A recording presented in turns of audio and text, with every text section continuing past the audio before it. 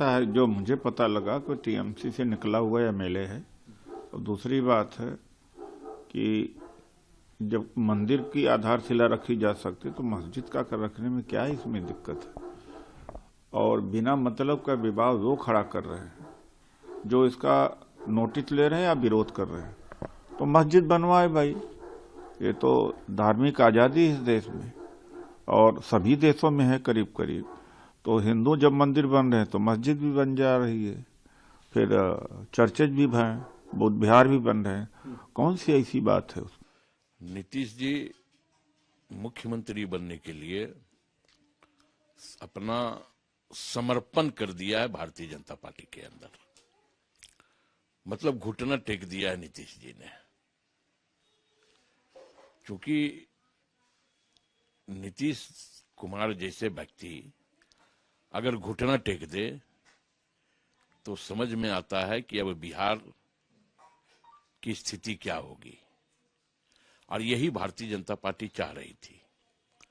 और अब हमें लगता है कि कुछ दिनों के बाद, 6 महीना साल भर के बाद, भारतीय जनता पार्टी नीतीश कुमार को मुख्यमंत्री के पद से हटा करके अपना मुख्यमंत्री बैठाएगी। अब नीतीश जी पूरी तरह खत्म हो चुके हैं बिहार से।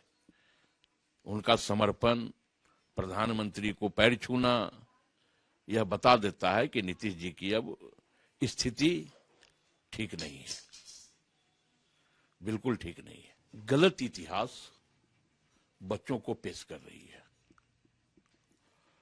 और गलत इतिहास के जरिए वो देश के बच्चों का भविष्य खतरे में डाल रही है।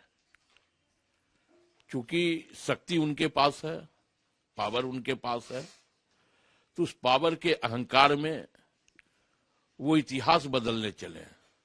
क्या ये भी वो इतिहास बदल देंगे कि जब स्वतंत्रता आंदोलन चल रहा था तो उनके बड़े नेता, उनके सर्वोच्च नेता सावरकर ने अंग्रेजों से 60 रुपया पेंशन पाई थी? बदल दे सकते हैं ये इतिहास, किताबों के पन्ने से वो इतिहास बदल सकते हैं। लेकिन जो देश की मिट्टी में उनका इतिहास है, उस इतिहास को वो कैसे बदलेंगे? तो इतिहास बदल दें, सड़कों का नाम बदल दें, रेलवे स्टेशनों का नाम बदल दें।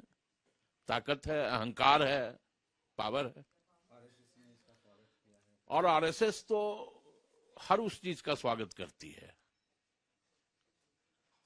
तो हमें लगता है कि आरएसएस है क्या? राजनीतिक दल है?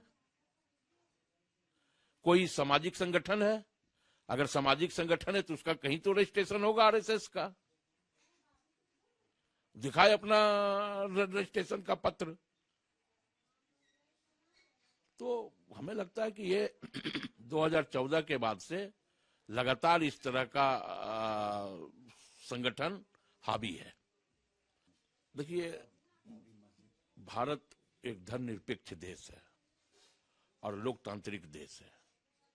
यहाँ हर धर्मों का सम्मान है, हर धर्मों के प्रति आदर है। तो हमें लगता है कि कोई भी व्यक्ति जहां वो सजदा करता हो, जहां वो पूजा करता हो, वो मंदिर बनवा सकता है, मस्जिद बनवा सकता है, गुरुद्वारा बनवा सकता है। यही तो इस देश की खूबसूरती है। देखो, बाबर के चाहने वाले बाबरी की ही बात करेंगे। उन्हें ये पता नहीं है कि बाबर भी इतिहास है और बाबरी भी इतिहास है। और इतिहास, खंडित इतिहास, ऐसे इतिहास को दोहराया नहीं जाता है।